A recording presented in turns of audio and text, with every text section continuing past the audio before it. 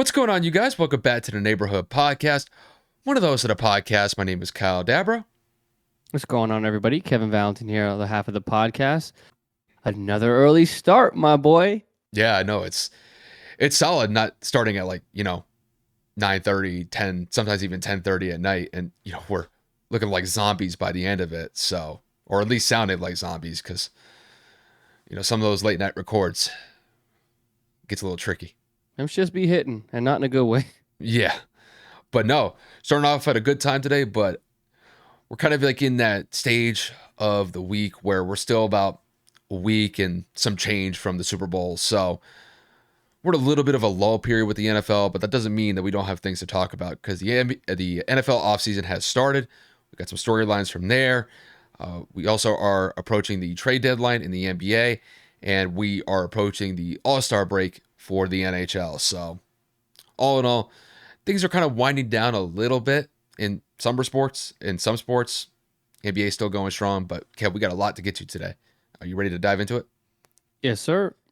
All right, so first things first, we'll go over something that popped up a couple days ago. Tom Brady has announced that he will officially retire from the NFL. There hasn't been anything official with him potentially signing a one-day contract with either the Bucks or the Patriots, but maybe that's something that we'll see manifest over, I would say, the next coming days or coming weeks or so. So we'll talk about that a little bit. Sean Payton is going to be the new head coach of the Denver Broncos. The Broncos had a terrible year last year. They finished in last place in the AFC West, so they're looking to improve on things going into next year, and maybe Sean Payton's their guy to change the culture wholesale in Denver. After that, we'll kick it over to a little bit of some Super Bowl coverage. We're just going to talk about Andy Reid. We're going to talk about the impact that he's brought not only to the Chiefs, but his overall stature as an NFL head coach. He had great success with the Eagles, starting in the late 90s, going all the way to the 2010s. And now, as a member of Chiefs coaching personnel, he's been phenomenal since day one as the Chiefs head coach. So we'll talk about that a little bit. Then we'll dive into some off-season fixes for some teams that were in the playoffs earlier in this playoff stretch, but got eliminated earlier on. The two teams that we'll go over will be the Chargers and the Dolphins. And then after that, we'll kick it over to the NBA. We are approaching the trade deadline. So Kevin and I will kind of do a buy/sell, since we're only about, Kev, we're like 6-7 days away. I think it's on the 9th in February. Yep. So we are approaching that trade deadline pretty quickly. So we'll do like a buy/sell segment there, and then we will round out the episode with some winners and losers of the NHL season so far, since we are transitioning into the All-Star game weekend in hockey. But that will cover the agenda for today, so let's not waste any more time. Kev, gotta talk about my boy. He's on the wall bet there. I know. We did this last year, ironically enough. So to the T, February 1st, he retired last year. He retired officially February 1st this year. So I will present this to you as this is your GOAT, your favorite player of all time. Kyle, with Tom Brady, with what seems to be an official retirement looming in the next couple of days in terms of official, how do you feel with him hanging it up after 23 full seasons? I think it's time. And I remember around this time last year, we were debating on whether or not that he would come back. And I was of the mindset that there was a really good chance that he would come back, knowing that the type of season that he had last year, where he threw for 43 touchdowns and over 5,000 yards passing, and that was despite the fact that he was 44 years old at that time of the season. So, but this year, it just did not work out the way that he anticipated, that the way that the Bucks anticipated it. Granted, they did make the playoffs, but it was a pretty quick exit from the playoffs, getting eliminated by the Cowboys. And I think he saw the writing on the wall. I think he's just at a point in his life where I think he is extinguished as much as he can from the game. I mean, for God's sakes, Kev, the guy has been out there on the field for half of his life. And I think at this point, I still believe that there's a competitive fire within him.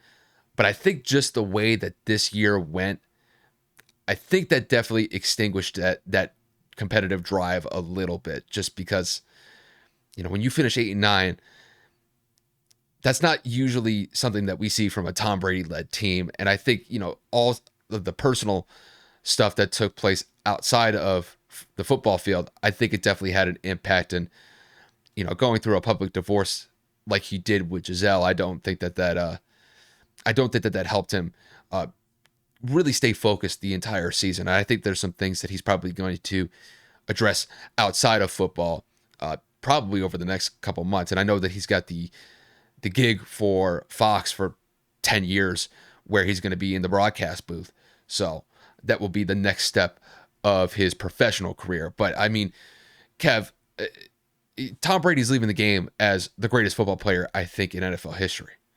And the way that I see it was he just was able to establish consistency and dominance for such a long period of time that, to be quite honest with you, Kev, I don't think we'll ever see it again.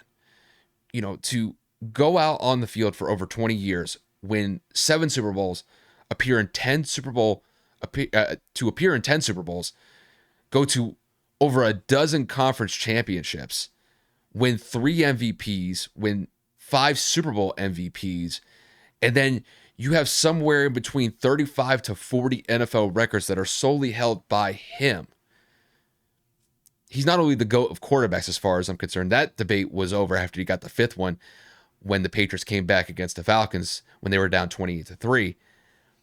I'm of the mindset that he's the greatest football player ever. And we even said that last year. So, and there's just one more element that I want to hit with Brady, about his overall stature that I think he holds in the league and that I think that he'll continue to hold in the league. He redefined how we measure greatness in the NFL, because after Brady got his 3rd Super Bowl early in his career, there was this argument about whether or not that he was on this sort of like greatest quarterback of all time trajectory.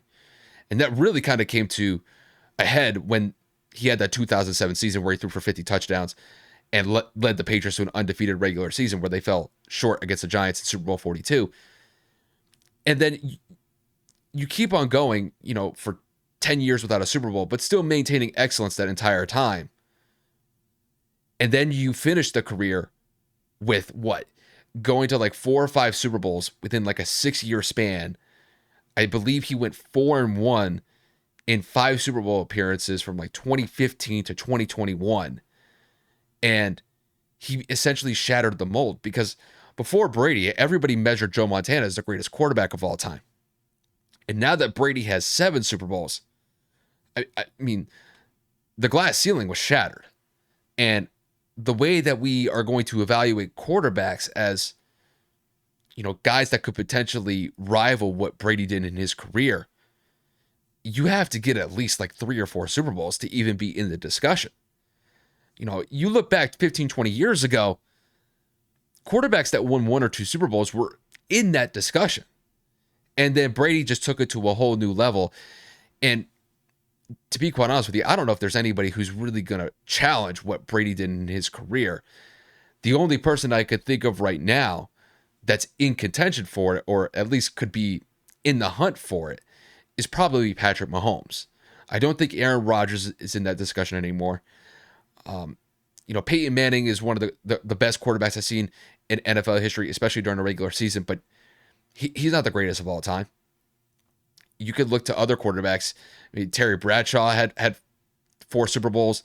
Joe Montana is still widely regarded as one of the greatest quarterbacks of all time, but it's just, moving on forward, I don't know who's going to be able to eclipse what Brady did in his career.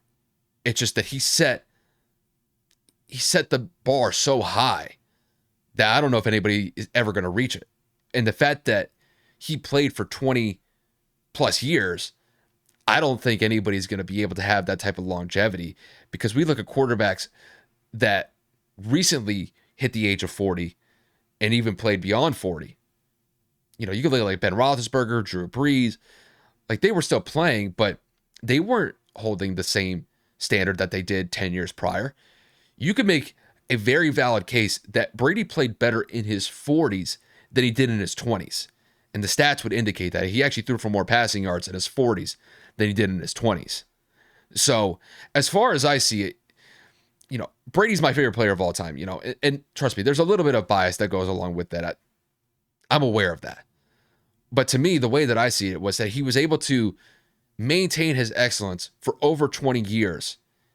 And as far as I'm concerned, there was really no dip in his overall production. Granted, this year it didn't really work out, but I don't think that was him. And I'm still of the mindset that he could play at a high level if he were to come back next year, which I don't actually see happening. I think that he is completely done with playing football in the NFL. But no, as far as I see it, Brady's the GOAT, not only of quarterbacks, but I think in the NFL. So, we're 100 plus years in the NFL, and to witness what Brady did game in and game out for pretty much my entire life at this point, honestly, it's a tip of the cap to the guy. The guy was phenomenal. And for the fact that he did it so long, I don't think anybody's gonna challenge him. I think he's in a category all by himself.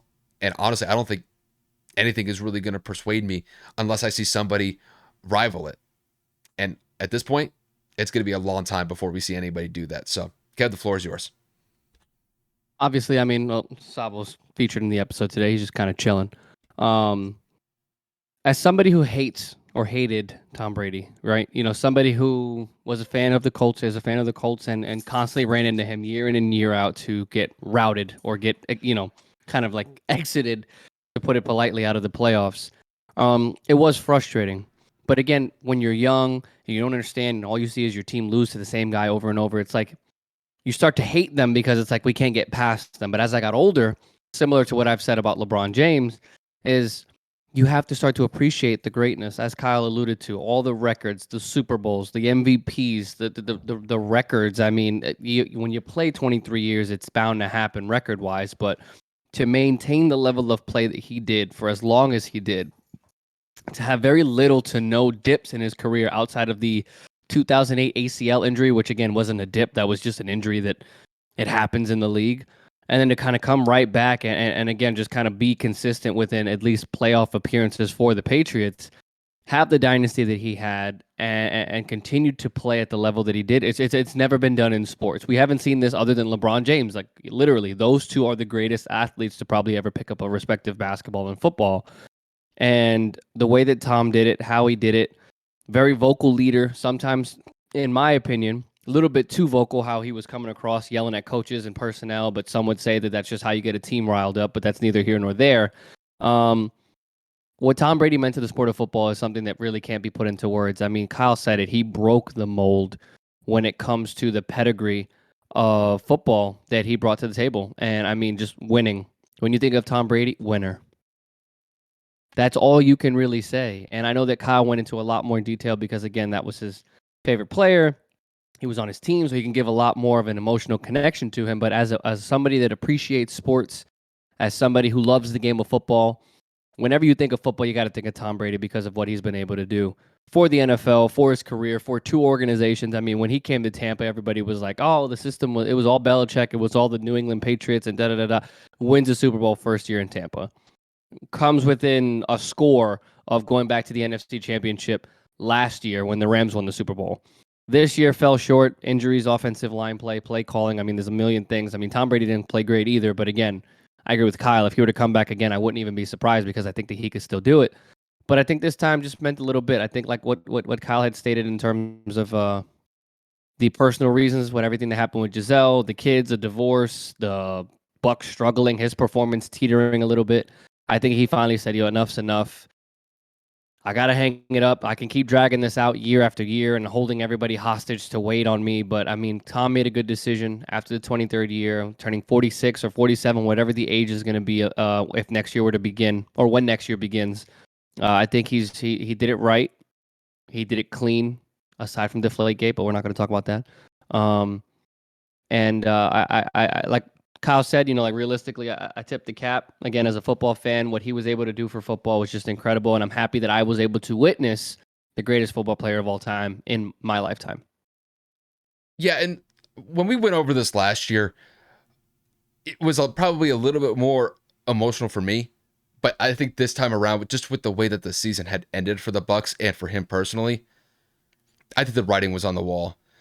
Just with really the turnover that the Bucks are going through on their whole offensive coaching personnel right now. I mean, Kev, they essentially just gutted their entire coaching personnel on the offensive side of the ball. So, I don't know if Brady would really be open to going back to that. I think I was looking at a report before we started recording. I think the only team that he legitimately considered going back to if he were to play next year would have been Tampa. I don't think he would have thought about going to another team next year. So I know that there were some rumors about him potentially being linked to Vegas, maybe San Francisco, but I just based off of that report that I read prior to recording, I think it would have only been Tampa or just flat out retirement. But no, I mean, look, Brady's my guy. And, every Sunday, I got the privilege to be able to watch him display his greatness week in and week out. And the fact that he was able to do it for so long, honestly, Kev, when we talk about quarterbacks, 10, 15 years ago, had guys played into their late 30s, they would have been pushing it. The fact that Brady went all the way to 45 and was still able to maintain a level of play that was comparable or even better than the quarterback talent that we have in the NFL currently, it's unprecedented. I don't know if any quarterback is going to be able to play up to the level that he did if they even get that far. See, and that's where I think that Brady's just going to be an anomaly. Because I don't know if any quarterback, even Mahomes, is going to reach that point in his career where he's going to be pushing 40, 45 and continue to play at that level. We'll see what happens with Mahomes' career if he could be able to at least make a challenge in what Brady did in his overall career. But as of right now, Brady's going to be those records are going to be intact for quite a long time. And I think those 40-year-old records, I don't think those are falling off. I think Brady's going to hold those pretty much until the end of time. Unless, if we're talking about quarterbacks, 20, 30 years from now, where just the medical side of things or just the overall training and rehab processes are so improved where you can extend the life of a quarterback in the NFL into those mid 40s like he did, then maybe we'll see if that changes. But no, I mean, Kev, I remember we had a segment last year about this, and as far as I see it, Brady's one of the greatest players in like North American sports. He's right alongside guys. Granted, we're talking about different sports. He's in that same category of Wayne Gretzky, Michael Jordan, and then for baseball, you'd have to either consider like Babe Ruth or Hank Aaron. Like he's in that group. And just what he was able to establish, I mean, you can make a very credible case that he's the best one out of all of them. Granted, he didn't possess the athletic skills like those other guys did. But the fact that he was able to execute at such a high level for such a long time, a case could be made. And, it's unfortunate. I'm not going to see my guy on Sundays anymore. But Welcome to the club, bud. I'm pretty satisfied with what he was able to bring it game in and game out. Damn near 25 years on the field, dude. But I think I started watching him when I was like 5 or 6 years old. I'm 27. I turned 28 in March. So you're talking 20 plus years. I ain't mad about that. So, once again, congratulations to Tom Brady on a phenomenal career. He's going to be a walk-in Hall of Famer in 2028. I mean, there's going to be no argument about that. He'll be a first ballot instantaneously. I mean, So I think you should just induct him now. Literally, the waiting period makes no sense aside from the fact that he may come out of retirement if he gets bored. Which again, we say that jokingly, but low key, if he were to do that, I don't think either of us would be surprised, just because we know he can. I'd be surprised. For a situation like this, right? For a no doubt 100% unanimous, I feel like those guys should get in upon retirement. Like, why go through the whole voting process, take up a spot? Like, I know there's tradition, but there are certain players in sports history that when they hang it up, it should be like you're in. Like a jacket, a bust should be made like relatively quickly, like to make, again, just for the sake of like there are other members that like have to be voted on. Yeah. There's no voting process for him. There's no knocking on the door. Hey, by the way, you made the Hall of Fame. We know. Yeah, it's not It's even definitive. it's not even a discussion because with some of these guys, you can kind of make like, well, should they get in? Should they not? Exactly. As far as I'm concerned, Brady should literally have like a whole wing of Canton devoted to just him.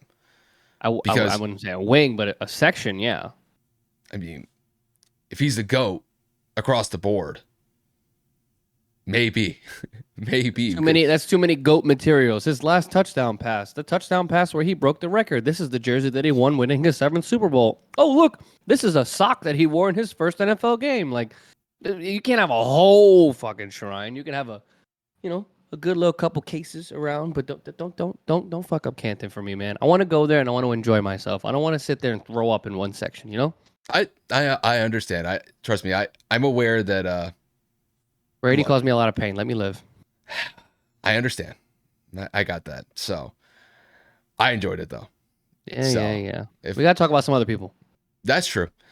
So up next, we are going to focus on some off-season news in the NFL and some big news coming out of Denver with the Broncos getting their new head coach in Sean Payton. So Sean Payton had been out of the NFL, out of the coaching realm for the last couple of years, but he's going to make his return back to head coaching as a member of the Denver Broncos. And look, when it comes to the Denver Broncos last year, they were not that good. They were a major disappointment. Kev, I remember we discussed them last year before the season had started, and we were legitimately thinking that they could be in a Super Bowl contention just based off of the overall roster before the season had started with the defense that they had, with Russell Wilson basically hitting the prime of his career just based off of age.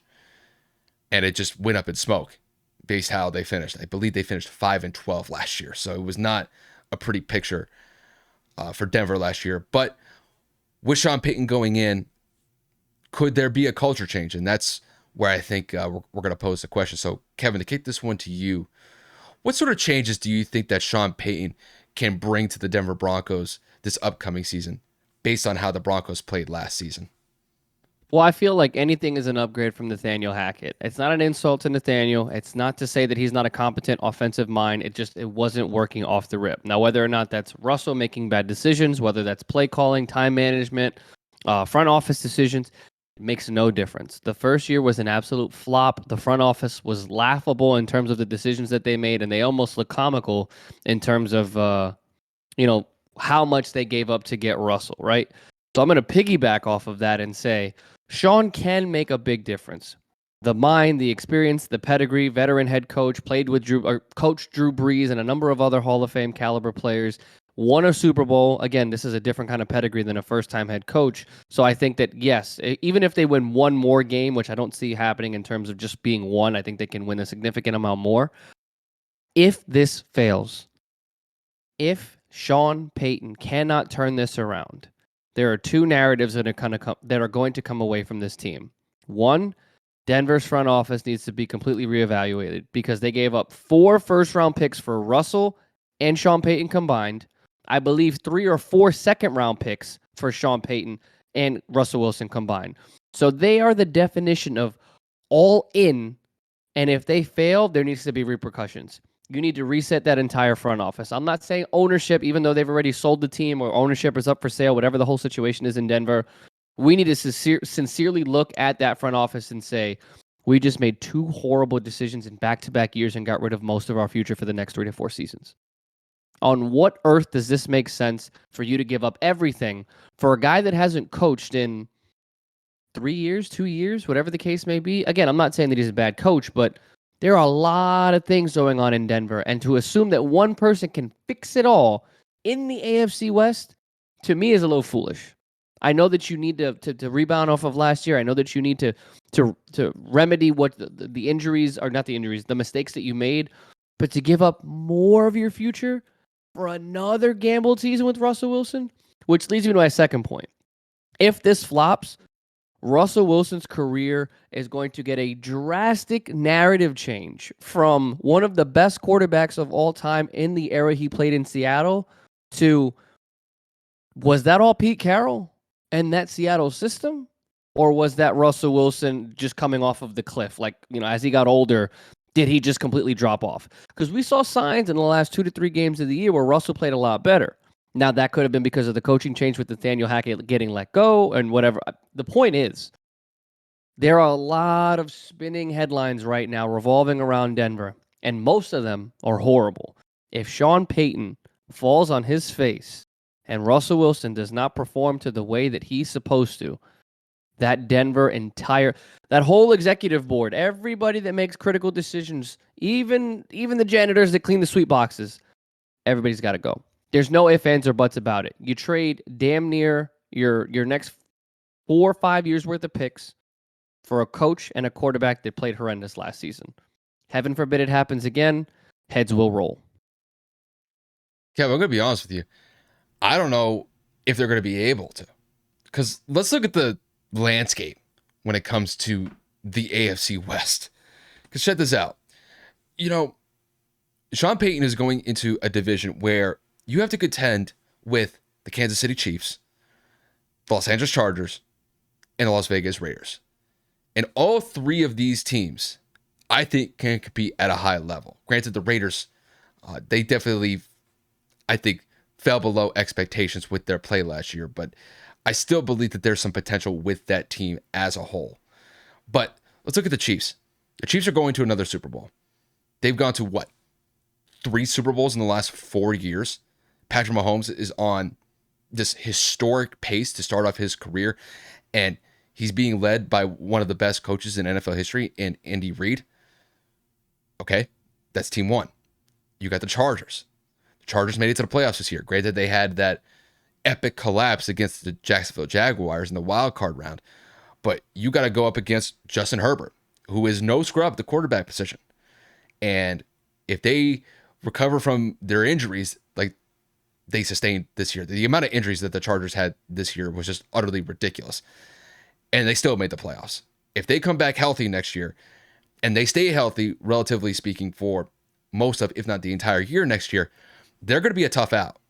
And then when it comes to the Raiders, I think the Raiders are going to make a legitimate push to try to trade for Aaron Rodgers this offseason so that they can link up Aaron Rodgers and Devontae Adams going into next year. I think they're going to make a legitimate push. Since they're moving on from Derek Carr, I think they're going to try to go all in on Aaron Rodgers. And if that is the case, we could just throw that as a hypothetical.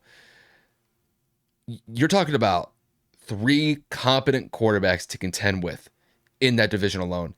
And you've got Russell Wilson, who, by all accounts last year, just played poorly. And that's kind of putting it mildly. There were just some games where he was just flat out awful.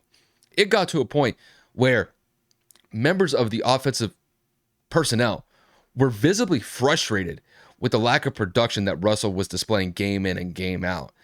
And this is all the things that Sean has to contend with going into next year. And that's just externally. Internally with the team, they have to improve their offensive line. They gave up over 60 sacks as a team last year. I believe Russell Wilson got sacked 55 times last year. And that's on the offensive side of the ball. So Sean at least has some experience in building up an offense because he does have the cachet and the experience with what he was able to do with Drew Brees when he was in New Orleans. But I'll be flat out honest.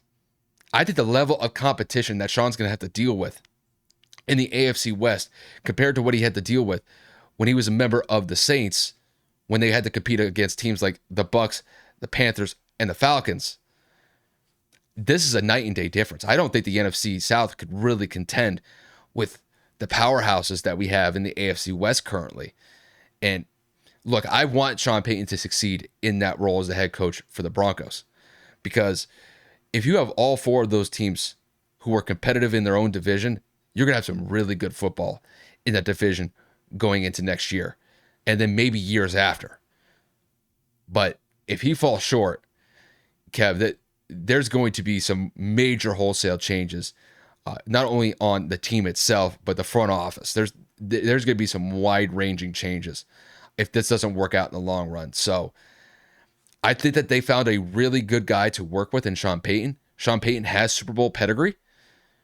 And I think bringing that type of pedigree into a situation with the Broncos, who desperately need it at this point, I think they made the right decision. And now it's on Sean to find the right personnel on the coaching staff And then hopefully he's able to instill some confidence in the players. And if he could do that effectively, Denver could go places next year because when you look at this roster on paper, this could potentially be a pretty solid contender in the AFC. They didn't play like it last year. They fell incredibly short. But if they play up to their potential, this is a team to watch out for. But time will tell, and we're going to see what happens. So, what we're in February right now. I think OTAs are in a couple months. We got the draft in April, and then we got training camp in July, at the end of July, and then going into August. So he's going to have his work cut out for him, and we'll just kind of see where it goes from here. But that's all I have to say about Sean Payton. Yeah, there's a lot of spinning narratives, but I mean, I feel like we've said enough about him. It's kind of just wait and see, and who he hires on that staff and who he's going to bring on will be Yeah. kind of the next question mark. But there is a coach that we need to talk about that is currently in the Super Bowl. Ironically enough, coached a large portion of his career for the other team. So we're going to talk about Andy Reid really quick and the significance and impact that he has held on the NFL. So Kyle, if you want to kick this one this way. Yeah, absolutely. I mean, Andy Reid, head coach of the Kansas City Chiefs, has led KC to another Super Bowl appearance. Obviously, he's done a phenomenal job in building Patrick Mahomes to where he's at and just instilling confidence not only in Mahomes, but I think the rest of the team. The Chiefs have been a powerhouse in the AFC for basically 5 years at this point. And with him at the helm for the foreseeable future, because I don't really see him leaving that coaching spot anytime soon, Andy Reid definitely has the potential to improve his stature, not only in the coaches that we see in present day, but in NFL history as well. So, Kev, to kick this one to you, how would you assess Andy Reid's coaching stature, not only in present day coaching, but in a larger extent in NFL history, with him leading the KC Chiefs to another Super Bowl appearance? I mean, you have to talk about him in such a high regard. I would probably place him in probably the top 5 coaches of all time. I know that's a bold statement, but just because of what he's been able to do with 2 separate franchises, I believe he's the only head coach in NFL history to have 10 wins for 2 franchises in the postseason. That's incredible. He's hosted up, well, not hosted, because he fell short in Philadelphia against the New England Patriots in 03 or 04, whichever year that was. But I mean, in terms of consistency, he led the Eagles to 6 division titles, 5 NFC championship games, including 4 consecutive from 01 to 04. He has coached a magnitude of future Hall of Fame players and has produced at a high efficiency rating in terms of making the playoffs, having good offenses, and so on and so forth. I mean, look at the list. Donovan McNabb, Michael Vick at the tail end of his career. You were able to work with Terrell Owens for that year or two. You were also able to work with Brian Westbrook, Brian Dawkins, I mean, Jason Peters. The names of these people are Hall of Fame caliber players. We all know that most of the people that I just listed are already in the Hall of Fame if they haven't been already. I mean, Donovan McNabb may kind of get in as time progresses, but Brian Dawkins in the Hall of Fame, Terrell Owens in the Hall of Fame. At some point, you can make the argument Michael Vick probably won't make it, but in terms of what he was able to bring to the game outside of Atlanta, the talent is there. The coaching pedigree is there. And then you go and you leave Philly, you go to Kansas City, and you make the playoffs with Alex Smith, who people said was washed coming off of San Francisco. And you groom Patrick Mahomes, into which you're in the situation now. 5 consecutive AFC championships, 3 Super Bowl appearances, 1 win, 1 loss, and you're going for the third one right now. You're going for whether a win or a loss, obviously, but you have one of the greatest, if not the greatest quarterback prospect that has ever come into the league. You couldn't have asked for a better situation when it comes to Andy Reid. You couldn't ask for a better guy. I mean, everybody talks so highly of him in the locker room. Former players love him. It's honestly incredible to see that this man has done it for 2 organizations over the span of 30 some odd years, maybe even 40. And he's just won. That is what Andy Reid has done. He is a winner. Playoff appearances. Now he's got the Super Bowl championships and appearances in the Super Bowl. I think that when you talk about Andy Reid, as long as he has coached, as the players he has coached and developed, and as how they have transpired as their careers come to closes, you can't you seriously, like, look what happened to Philadelphia when he left. Yeah, Chip Kelly, that failed horribly. I don't even know who the hell came after Chip Kelly. The point is, The Eagles took a massive dive after Andy Reid left. And then you bring in Doug Peterson, they win a Super Bowl, they're in the playoffs, yada, yada, yada. And now they're back with Nick Sirianni, which is a whole other conversation for another day. Which, ironically enough, Sirianni coached for the Chiefs back in the day, and now he's the head coach of the Eagles. And of course, Andy Reid coached the Eagles, and now he's the head coach of the Chiefs. It's kind of just like a weird flip flop here. But the narrative of what Andy Reid means to football, where he stands in terms of the all-time coaching rankings, he's got to be up there for top 5, if not top 10, because I obviously know Bill Belichick is there, Vince Lombardi is there, Tom Landry is there, and a couple of other Hall of Fame coaches that I'm not going to go down the list for. But again, I think Andy Reid is one of the greatest coaches to ever, don the headset and the clipboard. But for what he's doing right now, and if he continues to do it, especially if he continues to win, he's going to continue to climb up that chart, especially in my eyes. Yeah, for me, I wouldn't say top 5. I think that's a little bit of a stretch just because he doesn't have the Super Bowl championships next to his name yet compared to some other coaches. I mean, look, Bill Belichick has, well, 6 as a head coach, but he has a couple as a defensive coordinator. You could look at guys like Chuck Noll. You could look at guys like Tom Landry, Vince Lombardi. Who was the coach of the 49ers when the oh my God, his son is a coordinator or whatever. Roman, no. What Greg Roman's father, wasn't it? Greg Roman's dad or something like that. I gotta look it up now. I don't think so. I think it's somebody else. But you have a coach from the 49ers who was leading the way during that Joe Montana era. I mean, Jimmy Johnson. I mean, he was a great coach for the Dallas Cowboys. But when it comes to Andy Reid, Bill Walsh. There you go. As far as I'm concerned, like all of those guys, you can make a case as some of the top 5 head coaches of all time. But I do think that Andy Reid is definitely making a name for himself. Look, when you're able to bring your team to multiple Super Bowls within a relatively short period of time, in the way that Andy Reid has done, obviously these types of conversations are always going to come up. And the one thing that I can always say about Andy Reid and his ability to coach is that he's just an offensive guru. And you put him in the situation that he was placed in when he was the head coach of the Eagles, they had success with Donovan McNabb. Granted, it didn't end in Super Bowl championships, but they were competitive nonetheless, and they just felt a little bit short in that regard. And then he goes to Kansas City after 2012, being the head coach of the Eagles. And I would say the first couple years, the Chiefs were competitive. Were they winning AFC championship games? Were they going to Super Bowls before Patrick Mahomes? No, but they were still competitive. So it at least showed me that he was able to build a relatively competitive Chiefs team before Pat. And then once they got Mahomes in the draft, I mean, it's just basically it's all history now when it comes to what the Chiefs have been able to do year in and year out. Basically, before any season starts, when we do our preseason picks on who's going to win divisions or who's potentially going to compete for Super Bowls, the Chiefs are always in that discussion. And I know a lot of time we always focus on Patrick Mahomes just because he's the progenitor of the offense. He's the guy that is really pushing that offense forward. But it's Andy Reid who's coming up with those game plans, who's coming up with the play designs, who is calling the games and doing an effective job to put Patrick Mahomes and the rest of that Chiefs offense in a situation where they can win. And he's surrounded himself with a great coaching staff alongside him. To have Eric Bieniemy as his offensive coordinator, to have Steve Spagnuolo as his defensive coordinator, man, those guys, you talk about those two in particular, in their offensive coordinator, defensive coordinator, those are guys that could potentially get head coaching jobs.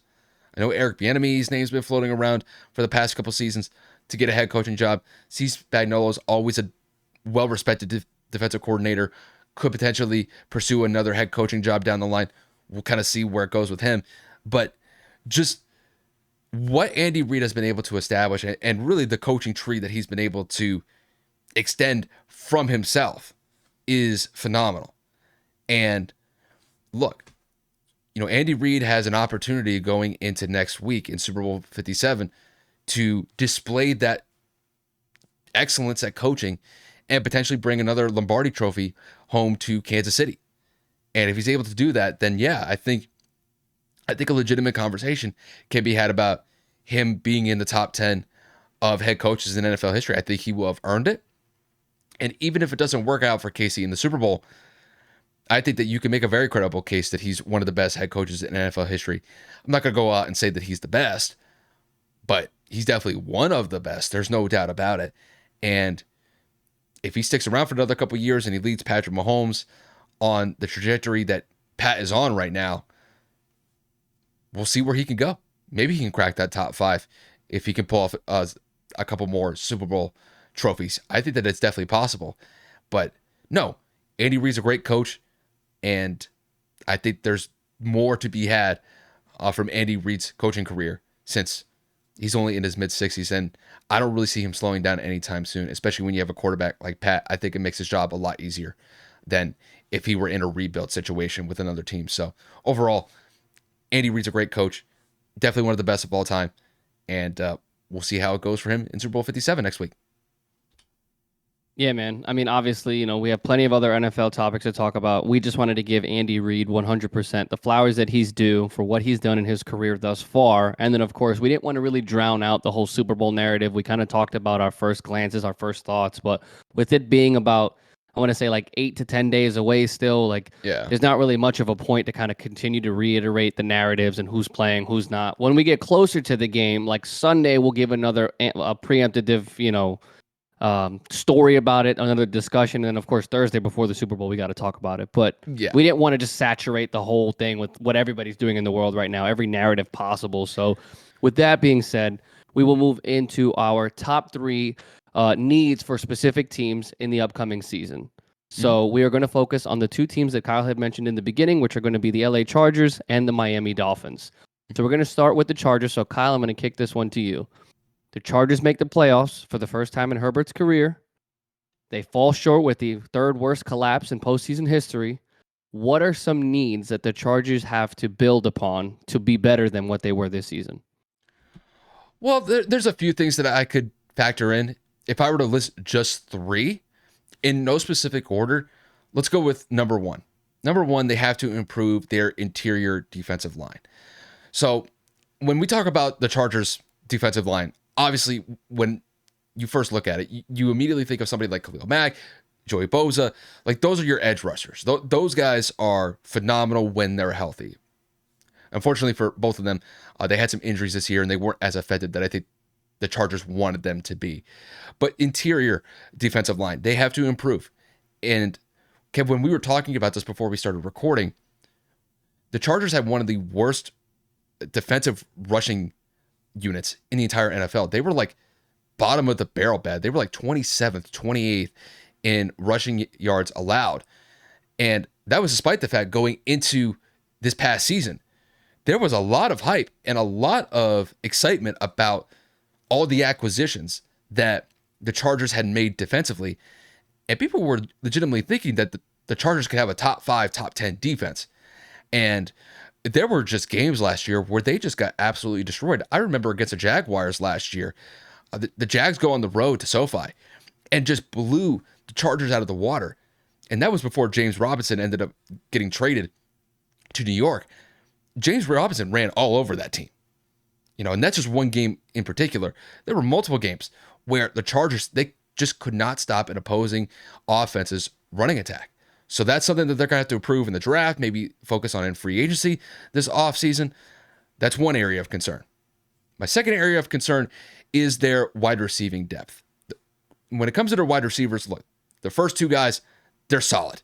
You got Keenan Allen, who's been in the league. He's a seasoned vet.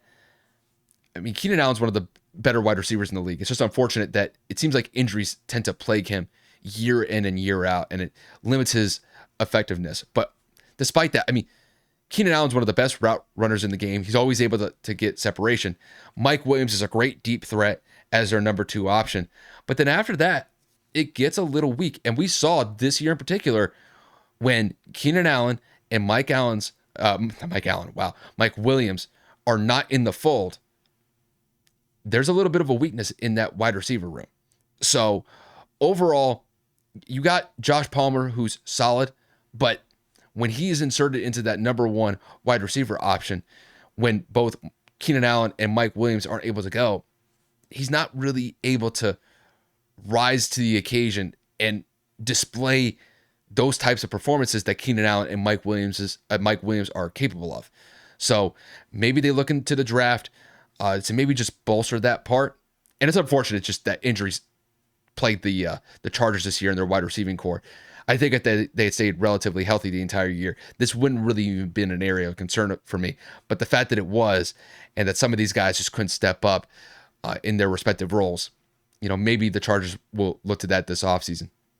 And then my last point that I want to make is this has more to do with coaching personnel. We have to see better play calling from the Chargers offensive coaching staff. And, we could look back to the Jags game in the wild card round where they just got off to this amazing start and then they just completely fell apart in the second half. Like, that was a game from an offensive coordinator perspective that they flat out failed. They couldn't protect Justin Herbert. They didn't get the ball out quickly enough because the Jags pass rush was getting after him, especially in that second half. And as far as I see it, your offensive coordinators, your offensive play callers have to put your quarterback and the rest of the offense in a position to win. And there were too many times last year where, quite frankly, I don't think that the offensive play calling was appropriate in certain circumstances, in certain drives, and in certain situations. And this is something that I think is going to be an issue moving forward. Because when we look at Brandon Staley, he's somebody to me that could potentially be on the hot seat going into next season. And if things don't improve dramatically for the Chargers next year, there could be some rumblings about him potentially getting fired. And, granted, they did make the playoffs this year, which is a step in the right direction. But I got to see some better play calling, and I have to just see overall better performances and better play calling selections from their offensive coaching staff going into next year. If they don't improve that, then I think they're going to have a very similar result compared to this past season. They may make the playoffs, but they may get bounced out in the first round. And I think this is one of those situations where they got to take that next step. They have to elevate and potentially compete for a divisional round. And if they really play their cards well, maybe even an AFC Championship game. But those are my three aspects that I think the Chargers need to address. They definitely need to improve their interior defensive line. They have to improve their wide receiver depth. And they have to get better play calling in their coaching staff, specifically with the offensive side of the ball. But Kev, I'll let you take it from here. So I completely agree with everything that Kyle said. I'm just going to point out maybe two more things really quick because I don't want to repeat what he said. I would say that the Chargers also need to improve their tight end room. Outside of Everett, they don't necessarily have a blocking tight end or someone that's going to go create separation. I mean, Everett was great on third down. Everett was great as being a safety blanket like most tight ends are. But in terms of what the Chargers are known for over the last 15 to 20 years, they had Antonio Gates, they had Vincent Jackson, they had a lot of big bodies. And Everett isn't somebody that screams as a threat, even if you're somebody that's more hybrid, like a Hayden Hurst for Cincinnati, right? Somebody like that. You're going to need somebody that can go out there and create some separation, get you some space. You're not going to get a Travis Kelce every draft or a George Kittle, but you have to find a way to kind of expand the tight end room there. And then I'm going to go into linebacker. At linebacker, you have Van Noy, Tranquil, Khalil Mack, and Michael Davis. Outside of that, outside of Tranquil, Van Noy's more of a pass rusher, not someone that's going to go out there, drop into coverage and make a play, not someone that's going to wrap you up in the middle of the field 15 to 20 yards. Tranquil had a couple of good plays this year. I believe he had 95 total tackles and 5 sacks, so he emerged later as the season progressed as someone that can play better. But Michael Davis, Khalil Mack missed some time this year. Joey Bosa missed some time. Again, those are more of pass rusher, but again, since they classify as linebacker, you are going to need a little bit more depth. I would tie edge rusher into that because when Khalil and Joey missed time, obviously at that point, that means that the majority of the pass rush for the Chargers kind of just disappeared. I mean, Joey had 2.5 sacks this year. I believe Khalil had maybe, what did you say earlier, Kyle? I think like 7 or 8. So, if you combine those two totals, that's 10.5 sacks. The Chargers had, 40 this year? So, that's a fourth right there between two players. Once, God forbid, players like that go down, you have to have somebody that's going to be able to pressure the quarterback. Again, I know that the Chargers were middle of the pack in that regard, but if I had to put a third, I would say backup rushers, backup people that can get to the quarterback and create a problem for the opposing offensive line. But for me, again, like I said, that's got to be the tight end room. It's got to be the linebacker room. And then for me, if I had to put a third one, some depth behind Joey Bosa and Khalil Mack, who we know have unfortunate history with injury. Kev, I do have some breaking news to send your way. I know we'll talk about the Dolphins in a minute, but apparently I was just going through Twitter, and apparently there is an arrest warrant out for Joe Mixon. Apparently, he pointed a gun at some woman in downtown Cincinnati over like the last day or two. So apparently the charge that was listed against him is aggravated menacing. So Great. So I will not fall into the media trap. We have no idea what the hell happened. We don't know what she did. We don't know what caused him to do it. We don't know if he was drunk. We will let it be. That's all I saw. I saw Dov Kleiman tweeted that out, and obviously, by the time you guys hear this, there may be some developments in that story. But obviously, when it comes to Joe Mixon's a huge offensive catalyst in that offense for Cincinnati, and I could see that he's starting off the offseason very well. Yeah, very clearly, well, right? Going back into his Oklahoma days. Yeah, exactly. So I know he kind of has a checkered history back then. We will leave it at that, and we have to go into our next team. Yep. Miami Dolphins. Yep. So when it comes to the Dolphins, they'll have some issues that they need to address this offseason. But I will say, just to kind of reflect on their past season, they did make the playoffs. They made it as a wild card round team. Now, them specifically, they damn near beat the Bills in the wild card round in one of the most wildest games that we saw in the playoffs this past year, with Skylar Thompson damn near leading that team to one of the biggest upset victories in playoff history. But unfortunately for them, they fell a little bit short. Their offseason has already started, and they are making moves, especially on the defensive side of the ball. They have hired Vic Fangio to be their defensive coordinator going into next season. So I imagine that we'll see some more moves transpire for the Dolphins as time goes on over the next couple months or so. So, Kev, to kick this one to you, what are some offseason fixes that the Dolphins need to address going into next year? I mean, first for me has to be, and I know I normally do position by position, but the Dolphins have a horrible cap space situation. You have Byron Jones, you have Xavier Howard, you gave Armstead a big contract. Obviously, you got to figure out what you're doing with Gesicki. You gave Bradley Chubb a bag. You have to figure out what you're doing with Jeff Wilson. There is just so much looming with what Miami has to do with their pay in terms of who they're paying. There's too big of a narrative to figure out who you bringing in. What are you going to do for the future? They're just like, do you trade Byron Jones since he hasn't been available? Do you give Xavier Howard a pay cut even though you just gave him an extension? Do you trade him away? What do you just gave Tyreek Hill a bag? You're going to have to give Waddle a bag in a year or two. Like, Miami has truly and honestly screwed themselves in terms of what they're going to be able to do financially. Then you have to make a decision on what you're going to do at quarterback.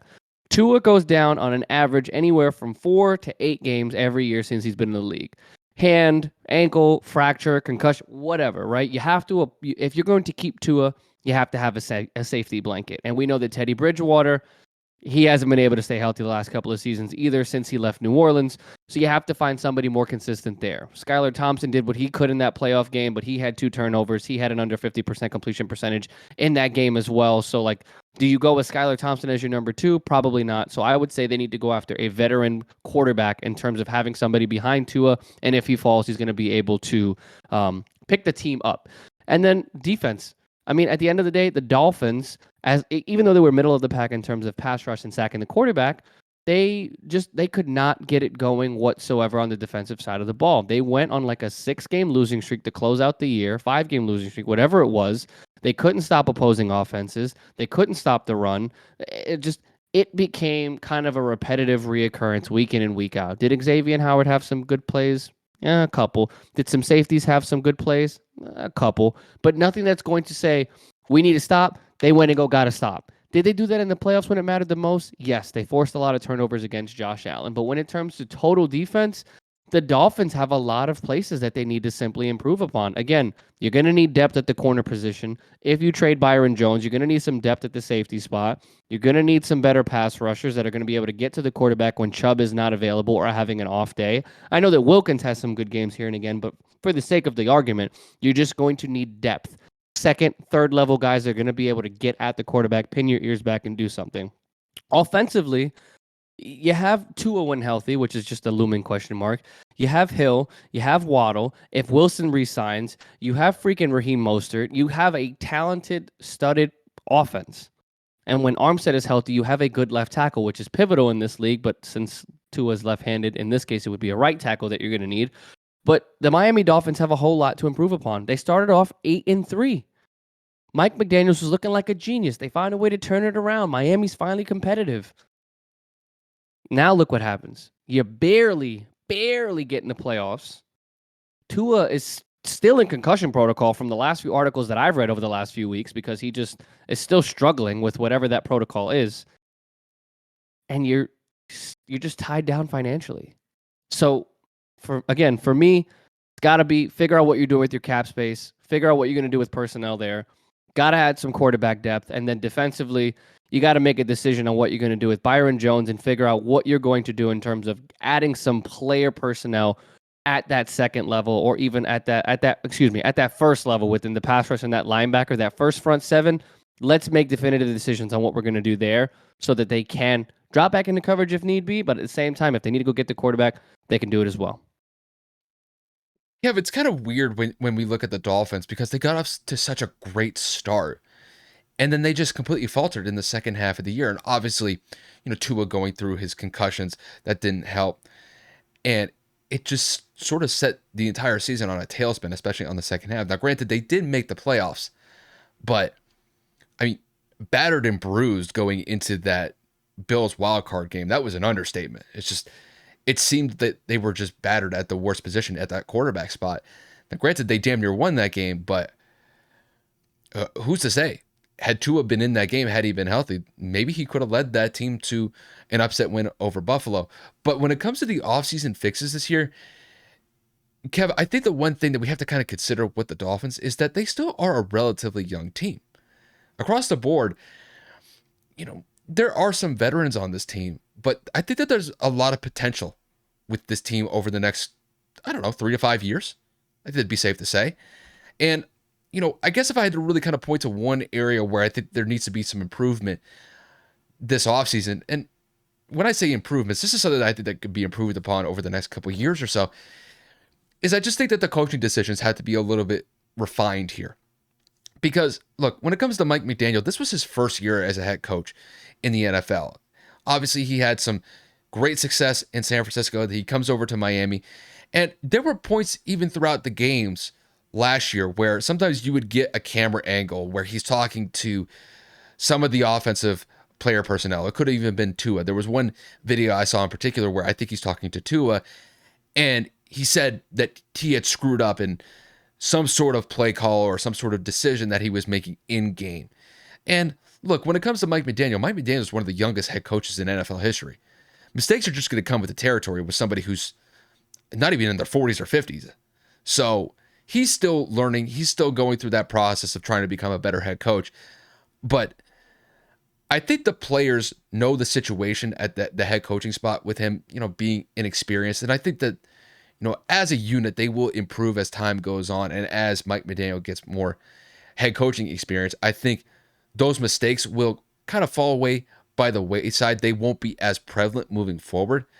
And I think as a whole, I think the Dolphins, if they're able to improve their status at the quarterback spot going into next season, obviously we'll see what happens with Tua. We don't know what his status is going to be next year.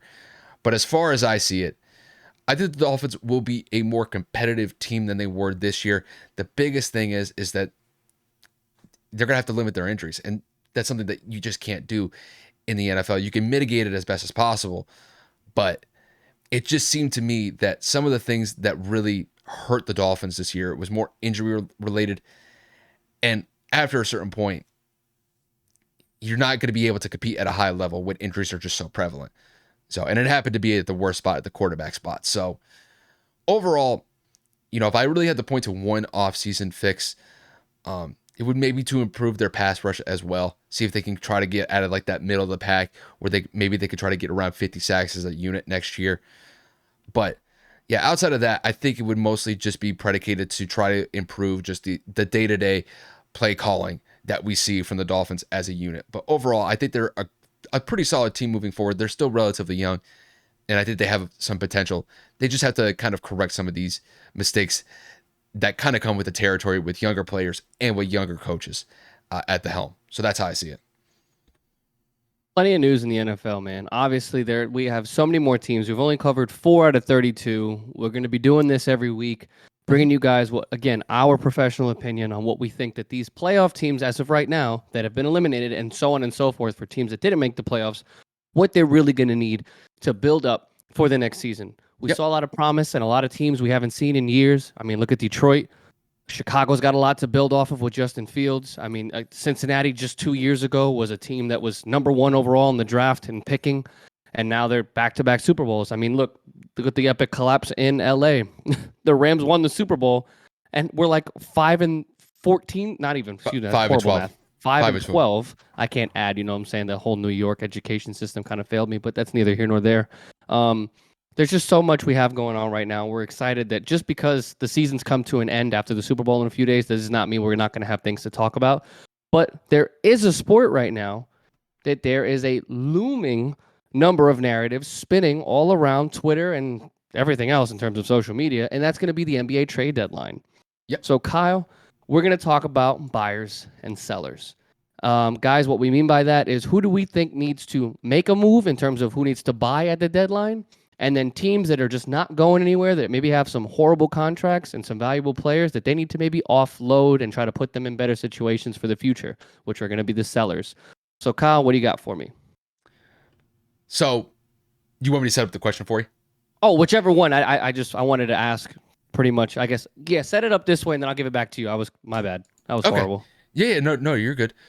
So yeah, I mean, Kev pretty much just laid it out for you guys. So this is gonna be pretty simple. We'll have some teams that focus on potentially acquiring some players for the trade deadline, and then we'll focus on some teams that are going to be selling. They're going to be offloading some players for the trade deadline, or we're going to do as best as we can to pick those potential teams.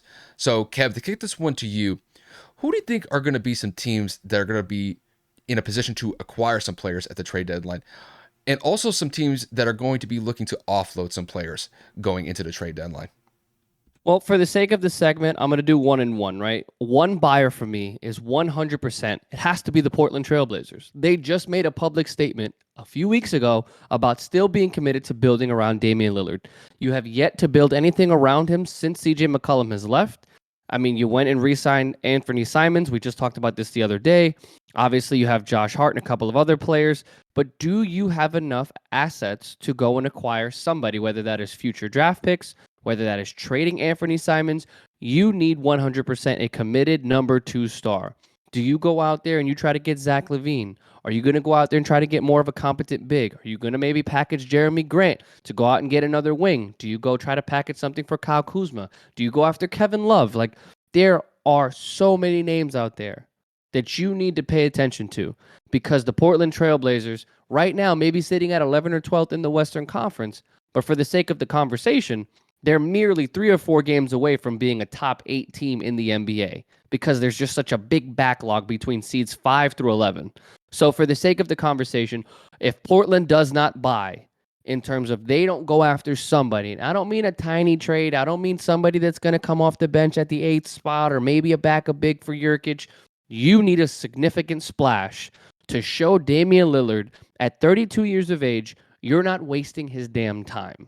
And in terms of sellers, it's got to be, coincidentally, we just talked about him, Zach LaVine's team, the Chicago Bulls. They tried to assimilate a big 3 of their own with DeMar DeRozan, Zach LaVine, and Nikola Vucevic, and even going out and acquiring Lonzo Ball and Alex Caruso. That has not panned out whatsoever. Yes, they made the playoffs last year, but each of them outside of DeMar DeRozan has had significant injury history. Alex Caruso was hurt last year for a little bit. Zach LaVine's been in and out of the lineup. Obviously, Lonzo Ball's been dealing with a knee injury for the past 2 years. Vucevic is just a shell of himself from what he was in Orlando. this just was one of those big acquisition off seasons or trade deadline acquisitions a few years back that just it aged poorly. Zach LaVine has been linked to the trade deadline the last the last 2 to 3 years since he's been in Chicago. Each time he's remained with the Bulls, whether that's because of a contractual obligation, because they couldn't find the right trade package or what. Chicago's got good young pieces aside from DeMar DeRozan, of course, and Vucevic. Each of those players has a lot of years left. I mean, the only issue is they just have a checkered injured history. So if you're going to go and trade somebody, it's got to be somebody that's currently healthy, because I'm pretty sure in the NBA you can't trade somebody while they're hurt. And if not, they got to figure out what they're doing, because there's just absolutely no way they can win with what they have now as it's currently standing. Yeah, for me, when I kick it to my buyer and sellers, I'll do the same thing that you did. I'll just pick one team that it's going to buy, and one team that I think that's going to sell to offload some players. So I'll start with my team that's going to focus on trying to acquire somebody before the trade deadline, and I'm going to go with the Golden State Warriors. The Golden State Warriors, I think, are in a position where I think they need a move to shake up the roster a little bit because, I mean, let's face it, Golden State is coming off of a championship last year. You know, that group of Steph, Clay, and Draymond, they have 4 championships to their name, but this year has been a struggle. And you could definitely tell the injuries have been a prevalent part to their lack of success this year. But even when they're on the court, they just haven't been as effective and productive as they have been in years past. You know, you're still getting good contributions from Steph, Clay, and Draymond, but to me, there's definitely some room for improvement on the back half of the roster, especially from the bench. And I think when it comes to the Warriors, one person that I'm looking in particular to possibly improve not their offensive capabilities, but their defensive capabilities is Matisse Thybulle. I was reading some reports before we started recording that teams like the Warriors and the Sacramento Kings are interested in Thybulle. And Thybulle definitely brings a defensive presence that I think the Warriors are lacking right now. Because when we look at the last couple games that the Warriors have been playing of late, they have been giving up some pretty big point totals. I believe they played the Timberwolves a couple days ago, and I believe they gave up over 125 points. And, you know, look, Golden State could score, but if you're giving up over 110 to 120 points per game on the defensive side, that's not a winning formula. So I wouldn't be surprised if the Warriors are going to be in a position where they look to acquire somebody. And I know Matisse Thybulle's name has definitely come with some reports. And we'll just kind of see as we get closer to the trade deadline, since we are a week away from that trade deadline. And then for my sellers, I am going to go with the Toronto Raptors. The Raptors are underperforming this year. The Raptors are a sub 500 team, and there have already been a lot of rumors circulating about some of their personnel on their roster. We've seen guys like OG Anunoby be involved in trade rumors. We've seen also Fred VanVleet's name be mentioned in trade rumors. And if things do not improve with Toronto's season in any significant way, then I don't really see them being any sort of playoff contender or even a play-in tournament contender. And that would be pretty bad because, you know, if you're not even in a play-in tournament situation, you know, you're talking about being the 11th seed or lower, which is essentially bottom of the barrel in the Eastern Conference.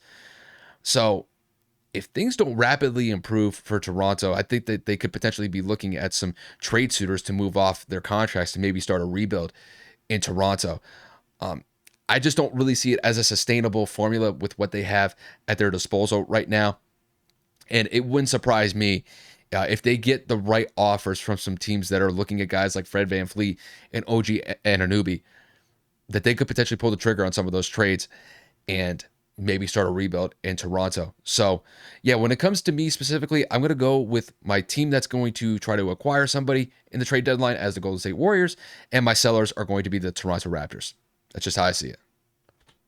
A lot of moves, a lot of names. I mean, like Colin and I talked about, there's just a number of players right now that are circulating in the rumor mill, and the trade deadline is merely, well, by the time you guys hear this, 6 days away. But right now it's a week away, so this will probably start to heat up the closer we get. Obviously, from rumors, it'll turn into definitives, or like Shams and Woj like to just decide. It's always kind of just like a bomb, so to speak, especially with Woj. It's kind of just like, boom. They thought there was going to be one team and one person. It ends up being a completely different person to another team. It's the greatest day. Woj bombs. are better than the NFL trade deadline. I'm going to say that the NBA at the trade deadline is so much more entertaining. I just have to ask you a quick question. How active do you think this trade deadline is going to be just from where we stand at this point in time? I think we have to be optimistic because the last couple of seasons there have been some moves, but there has been more hype than anything as opposed to actual moves being made. I mean, like I said, Portland's got to be somebody that's got to move. Dallas is somebody that's constantly in the trade market with Luka coming out and saying he needs some help. We know that the Lakers have been linked to the trade deadline for a couple of years now. We know that LeBron James is not trying to continue to lose. Like you said, in terms of sellers, there's got to be somebody that's willing to offload something. Are the Clippers going to go and trade for somebody to help back up John Wall, help take some of that weight off of Kawhi and PG? We don't know. But I would assume, based on what we're hearing and what we have seen thus far in the NBA, with teams needing a little bit of an oomph or teams needing a little bit of a, you know what, we're not going anywhere. We need to offload. We need to freaking just continue to build for the future. Maybe even Detroit, because Bogdanovich has been linked to a couple of trades as well. I just, for the sake of my entertainment, my team aside, I would love to see Woj just blow up. Like I'll never forget. It was, I think, the first or second year I lived in Florida.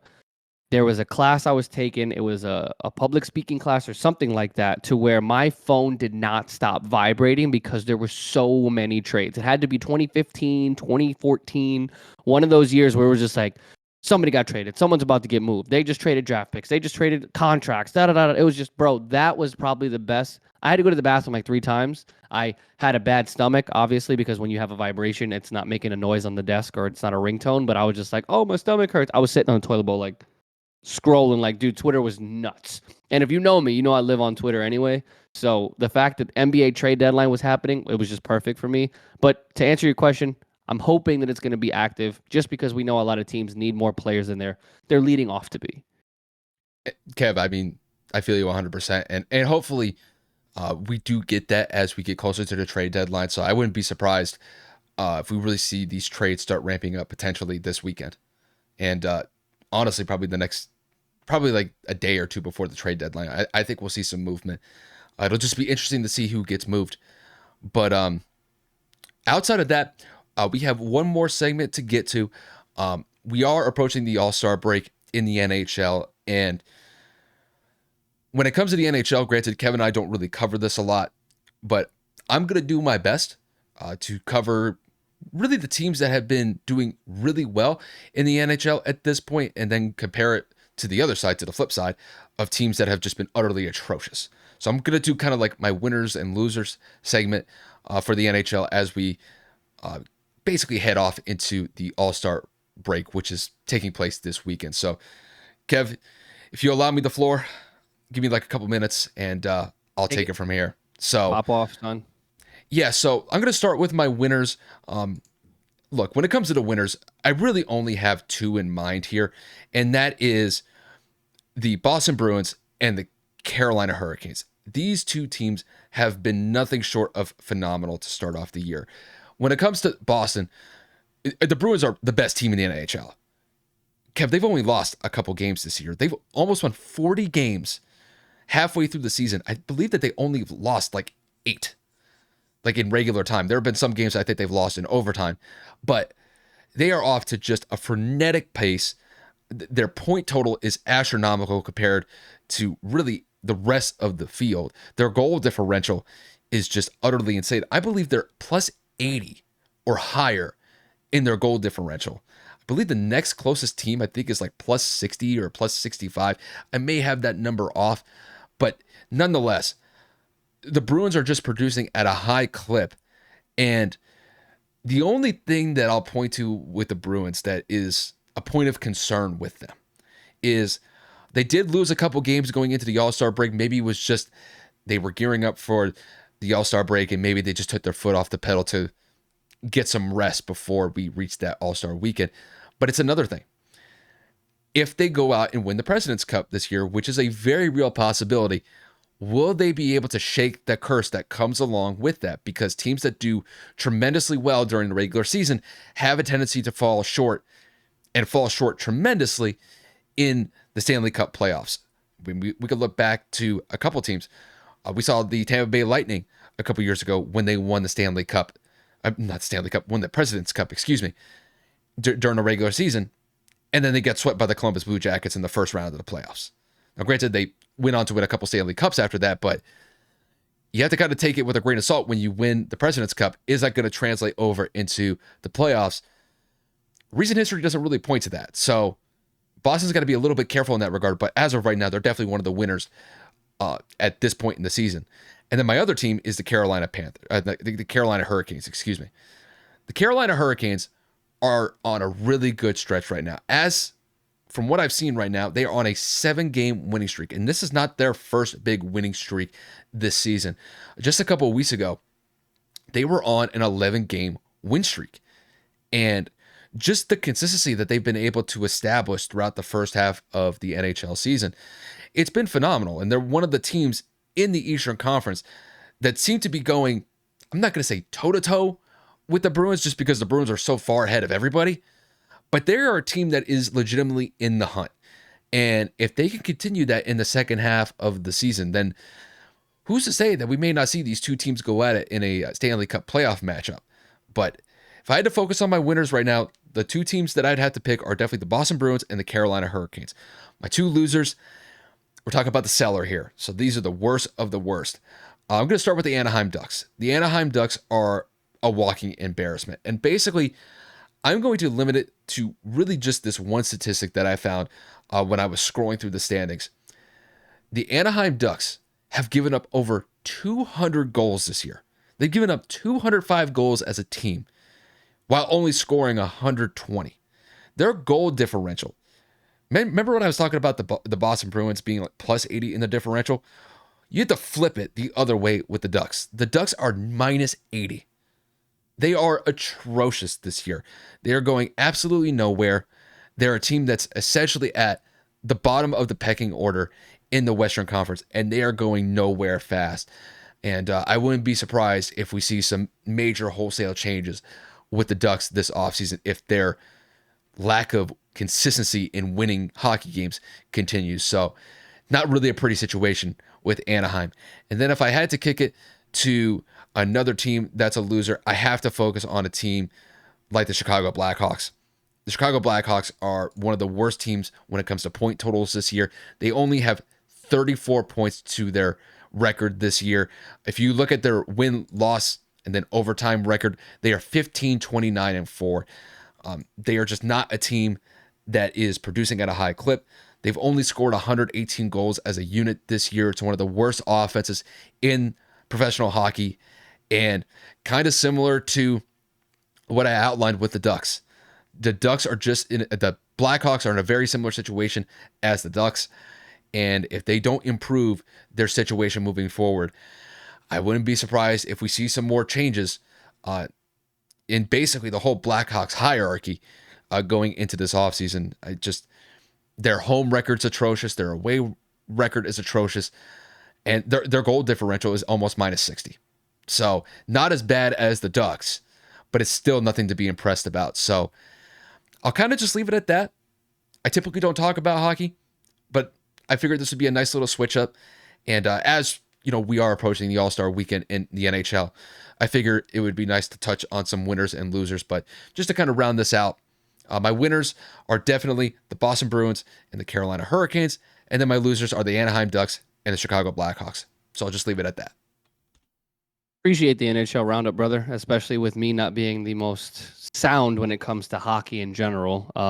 At this point, you know, we need to be more diverse. We've talked about this year in and year out. We just tend to struggle and get lost in the sports that we love. Yeah. So it's just a matter of like staying consistent and on top of it as well. Yeah, because we mostly predicate most of our content around the NFL and NHL. But listen, I think it's probably NFL nice. and NBA, you mean? What did I say? Did I say NHL? NHL? Excuse me. Sorry, one segment, and now it's all hockey. No, you know, most of our content is mostly NFL and NBA predicated, so that just kind of goes with what our interests are to begin with. But I think extending it out to hockey, I think it's a nice switch up. And you know, since we are at the All-Star break for the NHL, I figure it would be a nice time to kind of plug in some hockey. Without a doubt. But I mean, other than that, that kind of wraps it up for us tonight. Not necessarily short and sweet, but something a little bit more efficient. We want to kind of just remain quick with our points. We've realized as time has progressed, some of our longer episodes kind of sit at a specific level, meaning like it's not really getting much traction. Nobody really wants to sit and listen to us babble for 2 hours, 2.5 hours. So if we can kind of keep it quick, concise, to the point, I mean, it gets you guys what you want quicker. It obviously gets us what we need to do in terms of efficiency, and it gives Kyle more time to edit, me more time to map out social media posts and things of that nature. So expect this style from us a little bit more, unless we have a guest, of course, or unless we have like the trade deadline. When that happens next week, I would assume that we're probably, depending on the moves, because it's going to fall on a Thursday, We, thankfully, we're we probably going to have a pretty big episode depending on what yeah, happens. That's there's good. different. Yeah, that'll be a pretty big episode because we got Super Bowl content to cover on that episode Exactly. too. So that I'm just telling you guys, gear up for next Thursday. It's gonna be, or next Friday, I should say. That Thursday night record when Kevin and I get to do with what we do. It's gonna be a busy episode for sure. But Yeah. no, no, Kev, is there anything else that you want to cover, or you want to pretty much wrap this up? No, man, we can wrap it up. I know we got some shorts to record in the next couple minutes as well, and we both got some things to do. So, guys, without further ado, thank you so much for the support. We have hit over 1,000 subscribers on YouTube. We hit that feat, if I'm not mistaken, on Monday evening. It has been an incredible week. I mean, views, subs, traction on social media, but the fact that we hit a point that we didn't think we were going to hit right away, pretty big for us. Again, without my partner, we wouldn't be here, without him putting out all the content as fast as he does, the editing skills. So we're just grateful for everything that we've received thus far, and we just cannot wait to keep going. 4 digits, my guy. 4 digits. So there we go. Now that it's on the 2K next, so that'll be the next one. Yes, So, sir. but no. With that said, you guys, we'll wrap it up from here. Once again, thank you guys for tuning in. We appreciate the support as always, and we will see you guys next week.